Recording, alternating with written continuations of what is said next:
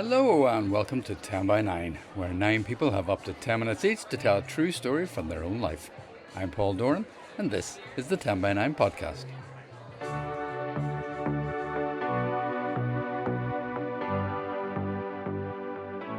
There are 3 brilliant stories on this podcast for you, all told at a very special event held in Belfast Lyric Theatre on Sunday, April 16th. We were there to mark the 25th anniversary of the Good Friday Agreement. And so, naturally enough, the theme was agreement, and we had some wonderful interpretations. At the meeting in a glum wee room, a reasonably civil pair of clerks read me my rights and the same caution I'd have been hearing if I'd been arrested for robbing a bank. "Hey Jane," he said, "you know my mate James who wanted your number? Well, he's been shot in the flats in Derry. They reckon he's going to be paralysed from the chest down." Given that we were living in the Shankill, an entirely Protestant neighbourhood, we deemed that such an erection would not go down well with our loyalist neighbours. So prepare for life on the dole, life-changing injuries and the troubles, and life with Mervyn on the Shankill. And we start with a 10 by 9 regular who we'd not seen for a while, Malachí O'Doherty. By way of context, the Irish News is a respected Belfast newspaper, and a gyro is a welfare check. Take it away, Malachí. I was on the dole at the time. This was in the early 1980s, and chances were coming up to do occasional articles for the Irish News. This would be paid work, not highly paid, and ideally this would lead to more work and in time to me coming off the dole. Then I would be sustaining myself by freelance journalism. Well, that's the creditable version of the story, and it is how it worked out. But it's not actually what my ambition was at the time. I had discovered that if I did one article a week for the Irish News, this would augment my dole into a meagre but viable income. I could have an easy life, with time and energy for my own creative endeavours. And while I was unemployed, I got my rent paid by the housing executive.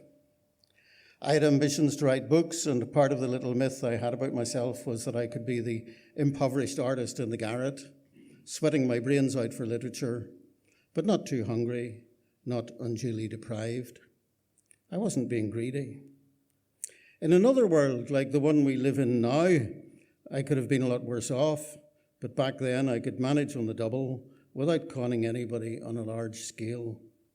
So when the Irish News gave me a weekly column as a radio critic for £18 a week, I asked them to publish it under my pseudonym, John O'Halloran. John was my middle name, and O'Halloran was my mother's maiden name, so I supposed that I could legitimately call myself John O'Halloran. It wasn't that big a lie.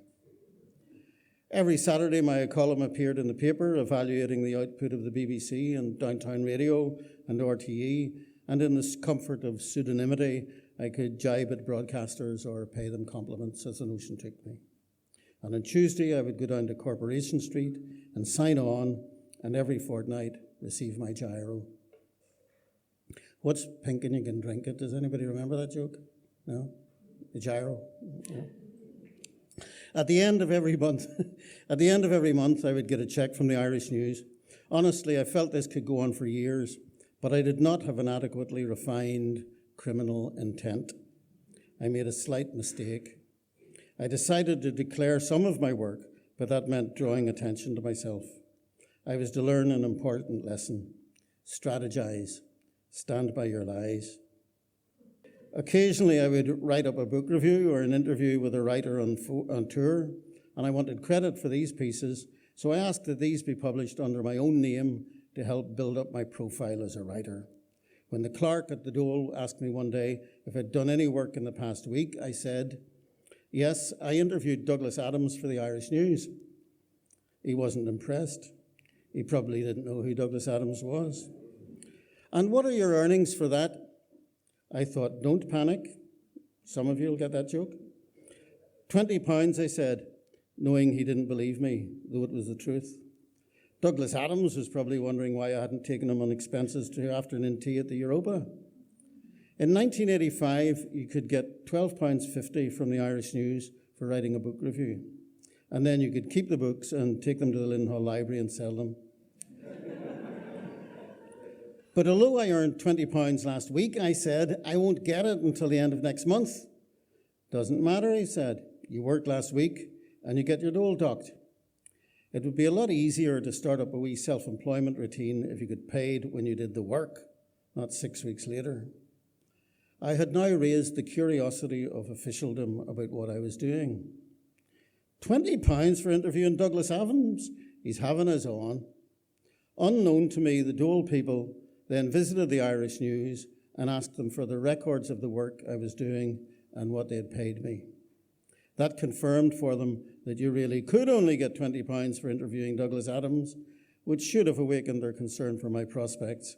Instead, they sent me a letter summoning me to a meeting.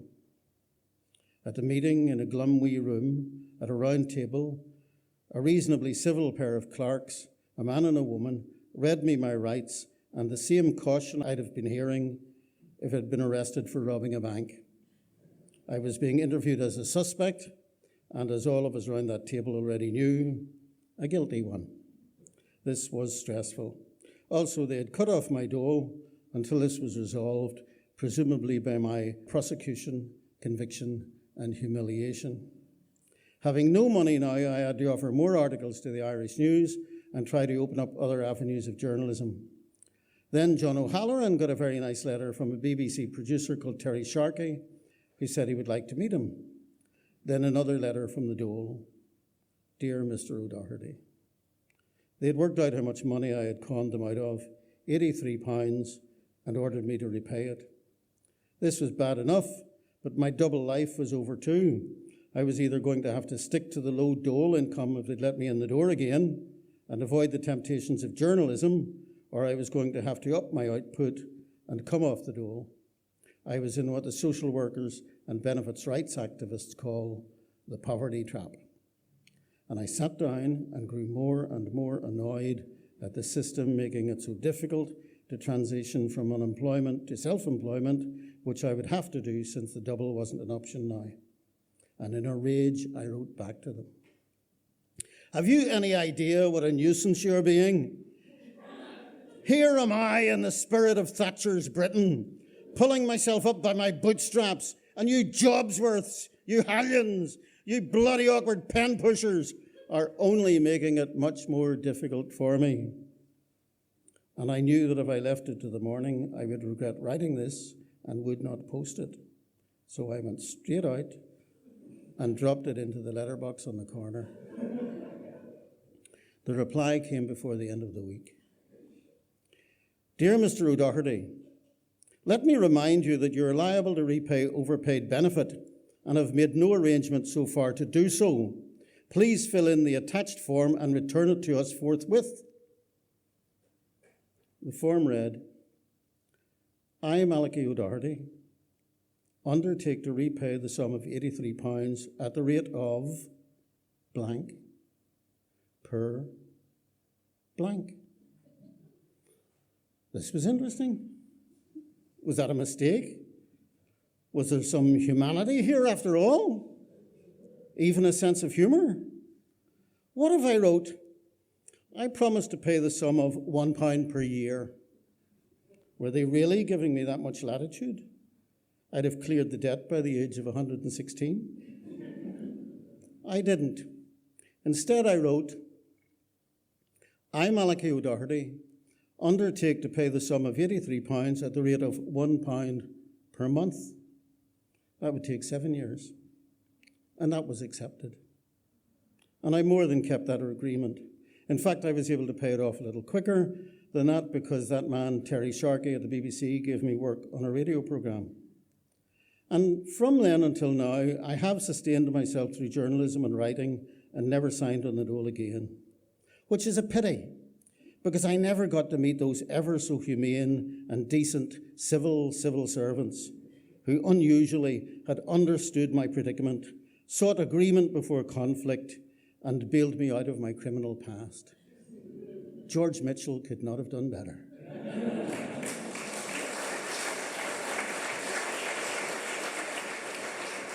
Thanks so much, Malachí. How lovely to have you back with us, and what a cracking story. And if, like Malachí and all our 10x9ers, you've got a story to tell, then get in touch at 10by9.com or contact us through our social media channels, the usual places, Facebook, Twitter and Instagram. Okay, on to our next story, and she had come from Armagh for this event. Here's Jane Searle. James noticed me for the first time when he was with his friends. Believe it or not, I used to be a fairly trendy dresser, and in the 1980s, with all the Madonna hair ribbons, leather jackets and high-top jeans, you young ones think you invented them, but you didn't. I didn't look half bad. Anyway, James must have thought so, because he asked his mate Paul, who knew me, for my number. That's a landline, if you can remember those. That was June 1983. I was 21. I had just lost my mum, and I wasn't really in the mood for love. And yet, from across the main street in Armagh, James did look pretty good. He had blonde hair, good build, nice jacket. Thing was, though, he was English. Paul told me he had been in the army and loved it so much over here that he had transferred to the police and was going to be stationed in Derry. All the alarm bells went off for me. Nah, Paul, I told my friend. Tell him I'm flattered, but now is not a good time. It was a gentle brush off, really, because I was really thinking, no way, not for me, too far away, too complicated, too dangerous. That summer was hard. I was grieving for my mum, trying to put all my energy into anything that could distract me from the sadness. My latest hobby was jogging. This time I modelled myself on Jane Fonda instead of Madonna. I wore leggings, a black and white striped sweatband, and a white leotard. I looked like some sort of demented zebra as I bobbed along the road. I bumped into Paul. He was on his own this time. "Hey, Jane," he said. "You know my mate James who wanted your number? Well, he's been shot in the flats in Derry. It's not good. They reckon he's going to be paralysed from the chest down." I was really shocked. At 24, James wasn't much older than me, and I didn't know what to say. "Maybe I could send him a card," I suggested feebly. "Do you have an address?" "Sure," Paul replied. "He's in Stoke Mandeville Hospital in England." And so our relationship began. 30 years before Facebook and dating apps, James and I communicated before we met, and it was good. I wrote to him about my secretarial course and my boring life in Armagh, and he wrote to me about his physio and his boring life in hospital. It was another 3 months before we met properly. He was transferred to hospital in Belfast. Turns out years of the troubles had made it one of the best rehabilitation centres for trauma. I was to meet him there one Wednesday afternoon. I was so nervous. I had my whole wardrobe out on the bed trying to decide what to wear. I liked him. I didn't want to be a disappointment. When the taxi dropped me off at the hospital door, my legs were so wobbly that I really had to concentrate to walk down the long corridor to his room. He was sitting in his wheelchair with the door open. He had seen me tottering along in my heels long before I saw him. I noticed that he was thinner than when I had last seen him, and of course smaller because he was now sitting in a chair. But he was still handsome, and his smile was warm and welcoming. I leant over and gave him a hug, and then sat down on the plastic visitor's chair. We began chatting, and soon it was really easy. I even dared to ask him about his injury and what he remembered about the day. "I think it helps to talk about it," he said quietly. "It's pretty fresh in my mind. I go over and over it, trying to think if I could have done something different. But to be honest, I realised it was just the way the bullets flew. I was hit almost immediately. We were on one of those long corridors of the flats, and so we couldn't get away. I lay on the ground, my face on the cold concrete, my body strangely not my own. And I thought I was going to die, there on the ground by myself. As I listened to him talk, I wanted to make it better, but I knew that I couldn't. He continued. The patrol were screaming into the radios for help, the bullets were still whizzing overhead, and suddenly she was beside me. An old lady took my hand and began stroking my hair. "You'll be all right, son. Hang on, you'll be all right." Turns out she lived in one of the flats and had crawled along on her belly to reach me. She was praying over and over again, black beads moving swiftly through her fingers. I remember the smell of soap and the design on her apron. She stayed with me until the ambulance came. She didn't leave her name, but I will never forget her. I was trying hard not to cry. James didn't need that. Thankfully, someone tapped the door at this point and came into the room. He was an older guy, also in a wheelchair. He had straggly hair and a beard. "Sorry to interrupt, mate," he said, looking first at me and then at James. "But I was wondering if I could borrow some black socks. I've got that funeral tomorrow, and all mine are in the laundry." James smiled. "Help yourself, mate. They're in the top drawer over there." And he pointed to the chest in the corner of the room. "You're a lifesaver," the guy replied, and he wheeled himself across the room. Socks collected, he popped them on his knees and did an impressive 3-point turn. "I'll get them back to you on Friday," he shouted as he headed down the corridor. "Who's that?" I asked James. "What's his story?" "That's Sean. Shot like me, but by the army. He's off to the funeral of an IRA colleague, shot by the RUC in a field up by the border. Crazy, isn't it?" "You're joking," I said, shaking my head in disbelief. "And you two are sharing socks?" "The chair levels everything," he replied, and shrugged his shoulders. James and I dated for a few months while he was over here recovering. We often went out to dinner. He would pick me up in his fancy disability car with a roof that opened like a DeLorean. He warned me that uncontrollable body spasms meant that he sometimes farted, and that it was best I had a heads up about that. We laughed, and I desperately hoped it didn't happen in the restaurant. For his sake, not mine. In time, James went back to England. His family were there for support. We wrote for a while, but we just gradually lost touch. Over the years, I have sometimes wondered how his life worked out, how he really felt about that moment in the flats when his future changed. I do know that about 3 years after I last saw him, I was living in Bristol. I got married and was at home eating my cereal before heading to work. I switched on breakfast TV and sat down on the sofa. It was Anne Diamond, for anyone that can remember her, and she was interviewing somebody about bobsleighing. I got the shock of my life when I realised it was James beside her. "I used to climb a lot before my injury," he was saying, "and I needed to find another sport. The bobsleigh works brilliantly. They strap me on with another guy and we hurtle down the track at speed. It's exhilarating. The adrenaline rush is incredible. I love it." I sat back and looked at James. He was living life. It wasn't the one he wanted or expected, but it was the one that he still had, and he was going to make it work.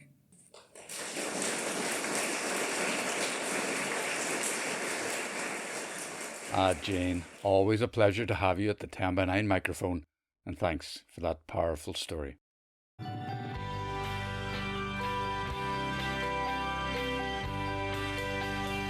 As you know, 10x9 is always free and always will be, but if you want to help with some of our costs, you can make a donation via Patreon or PayPal. This is the bit I hate. It does really help though, and thanks to everyone who has donated. But as ever, it's more important to us that you sit back, relax, and enjoy the podcast. Okay, on to our third and final story on this week's podcast, and it comes from Cork's Richard O'Leary. In 1988, I moved from Cork to study and live in Belfast. In my first month, I wrote a letter to my mum in Cork. My mum, a Southern Irish Catholic, was worried about me living in the North. Here is that letter. 21st of October, 1988. Belfast, Malone Road, leafy South Belfast. The Malone Road, you can't get posher and safer than that. Dear ma'am, thank you for your phone call last night. My accommodation is in a safe, middle-class area. Having said that, there are reminders of the troubles.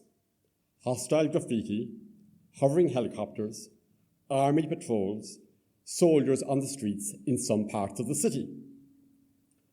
The city centre is completely shut down at night, which is quite strange.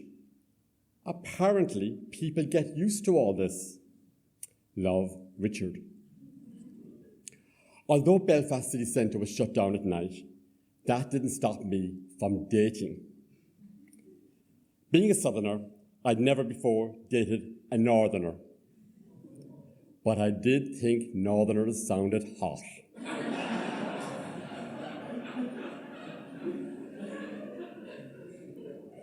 Didn't I fall in love with a Northerner? An Ulster Protestant. That part I didn't tell my mum. Those were the days when most families disapproved of mixed marriages. Being a mixed couple, one of our early decisions was to come to an agreement on where to live. I like to think I was the flexible one. And in March 1989, I agreed to move out of my rented accommodation on the Malone Road and move in with my new partner in the Shankill.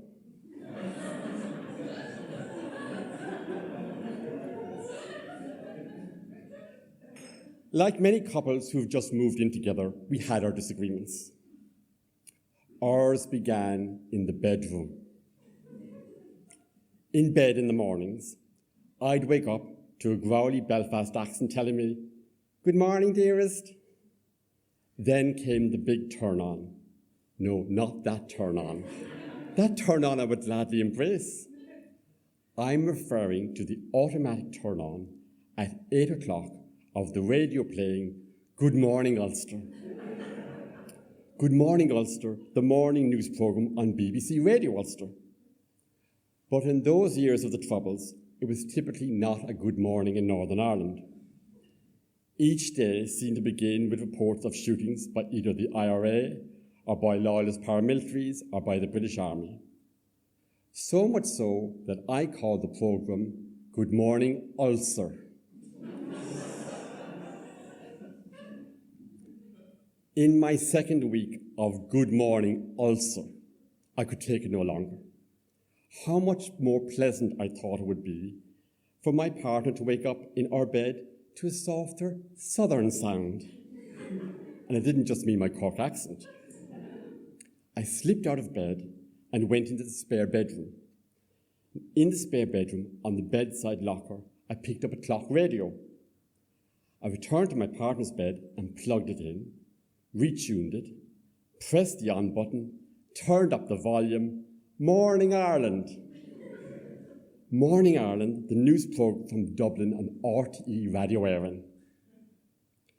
This programme may have been filled with the shenanigans of Southern politics, but it did have less violence.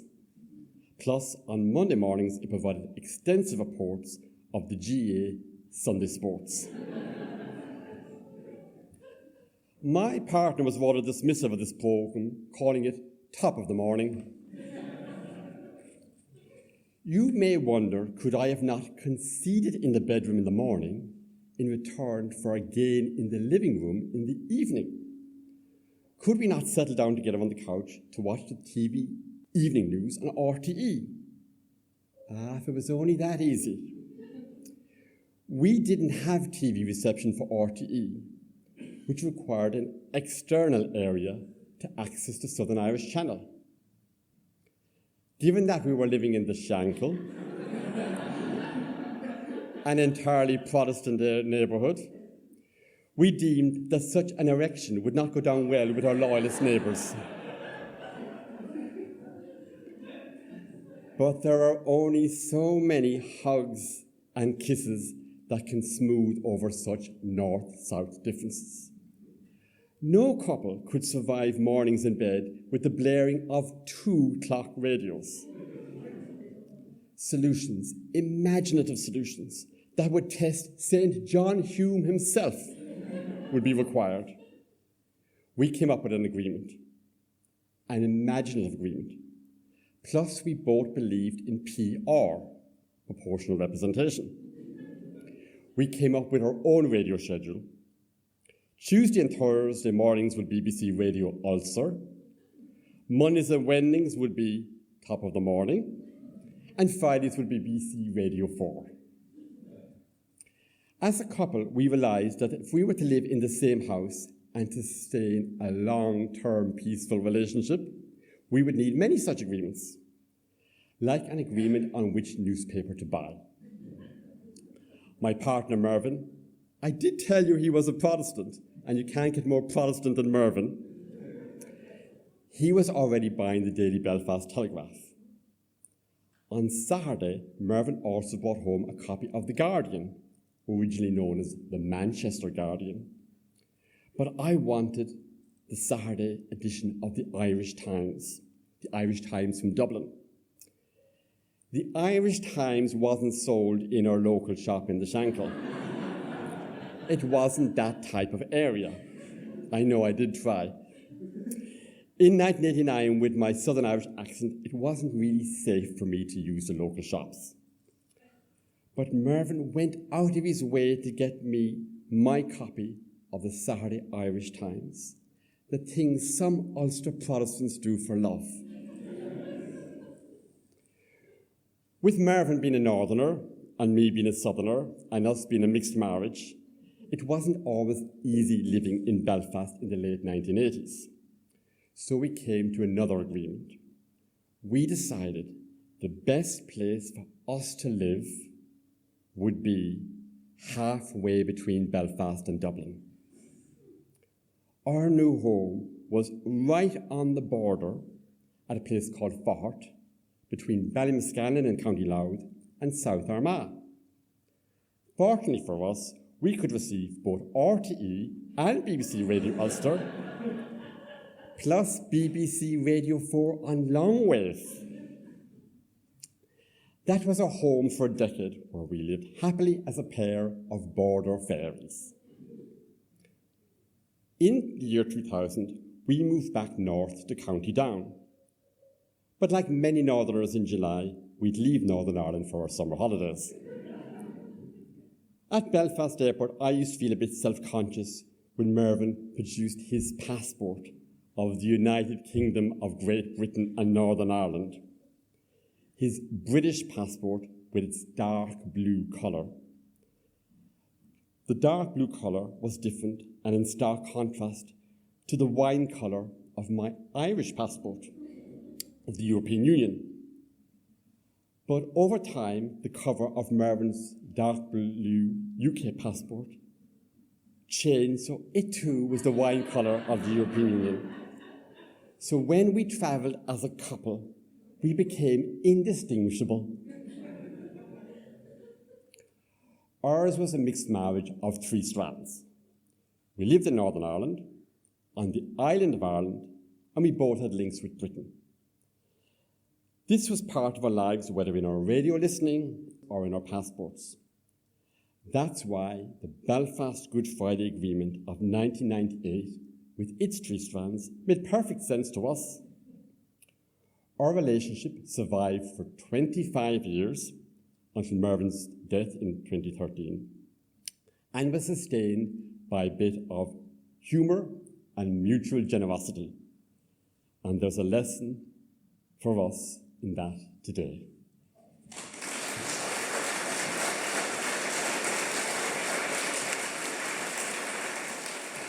Richard, thank you as always for that. Although I never met Mervyn, I feel I know him well thanks to your wonderful stories. Thanks so much.